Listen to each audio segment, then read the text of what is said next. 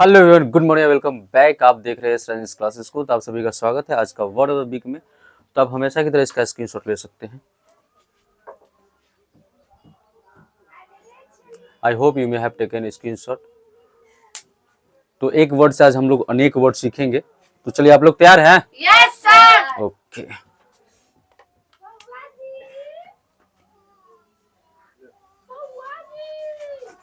तो आज का जो गाइज हमारा पहला वर्ड है वो है ओवर। क्या है? ओवर। और ओवर का मतलब होता है के ऊपर। क्या होता है? के ऊपर। ठीक है। जैसे कि आप देख सकते हैं ओवर द ब्रिज मतलब क्या हुआ? पुल के ऊपर। उसी प्रकार के ओवर द हेड, सिर के ऊपर। उसी प्रकार से ओवर द टेबल यानी मेज के ऊपर। समझ में आई बात? तब इस पे कहीं भी लिखा रहेगा तो समझ में आ जाएगा इसका मतलब ये होगा। ठीक है। जैसे कि मान लिया जाए कि अगर बोलना हो कि पुल के ऊपर गाड़ी चल रही है ना, तो क्या होगा? The car is running over the bridge. ठीक है। इस प्रकार से आप बना सकते हैं, क्रिएट कर सकते हैं। नेक्स्ट हमारा है बिहाइंड। इसको क्या बोलेंगे हम लोग? बिहाइंड। जोर से बिहाइंड। और बिहाइंड का मतलब क्या होता है? के पीछे होता है। जैसे बिहाइंड द हाउस, घर के पीछे। बिहाइंड द स्कूल, स्कूल के पीछे। बिहाइंड द ट्री, पेड़ के पीछे। बिहाइंड द डोर, दरवाजे के पीछे। ठीक है। जैसे मान लिया जाए एक बिल्ली दरवाजे के पीछे है, तो क्या होगा? There is a cat behind the door. समझ आ रहा है बात?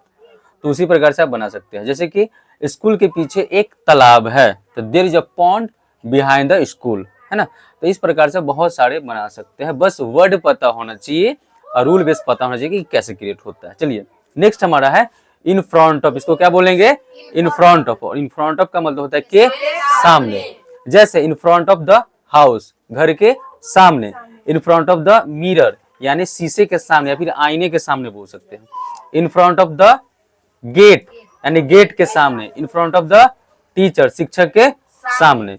तो इस प्रकार से आप बना सकते हैं। ठीक है। अति कर दो, थोड़ा सा लाइट दो ना, नीचे लाइन दो। जैसे कि गाइज अगर आपको बोलना हो कि मेरे घर के सामने एक पेड़ है, अगर आपको बनाना हो कि मेरे घर के सामने एक पेड़ है, तो क्या बनाएंगे? There is a tree in front of the my. अगर मेरे घर लगाएंगे तो द हट जाएगा, माई हाउस हो जाएगा। There is a tree in front of my house. ठीक है। अगर आपको यही बात बोलना हो कि घर के सामने एक पेड़ है, मेरे हटा दिए, तो there is a tree in front of the house. समझ में आई बात?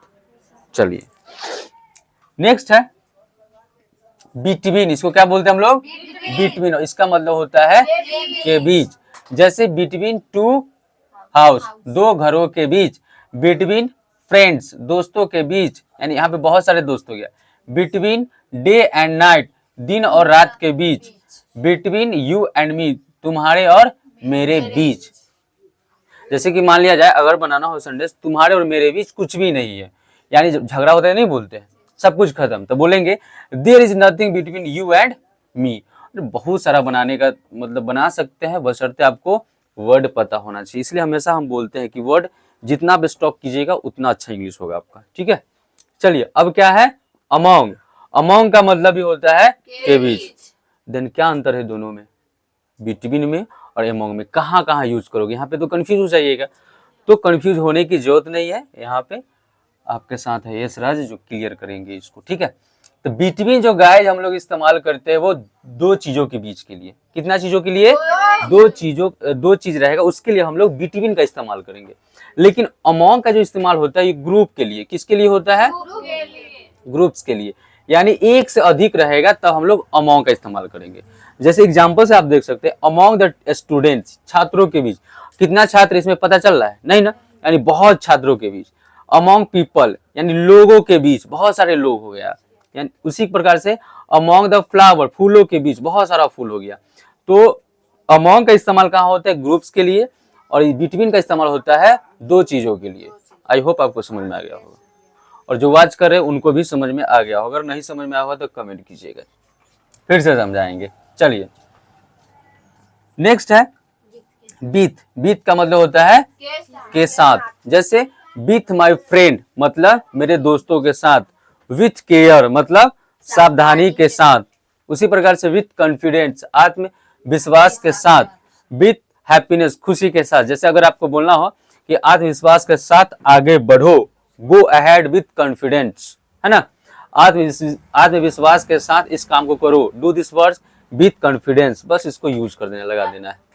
सो आई होप गाइज आपको ये वीडियो अच्छा लगा होगा और यहाँ से कुछ ना कुछ आप लर्न किए होंगे। तो जितना हो सके वीडियो को प्यार दीजिए, like share and comment and subscribe also. If you are watching on Facebook then follow, and if you are watching on YouTube then subscribe. तो ऐसे हंसते रहिए, मस्त रहिए, स्वस्थ रहिए, व्यस्त रहिए, इस रात से जुड़े रहिए, यहाँ से मजे मजे में अंग्रेजी सीखते रहिए। तो फिर मिलते हैं नेक्स्ट वीडियो में, तब तक के लिए जय हिंद, जय भारत।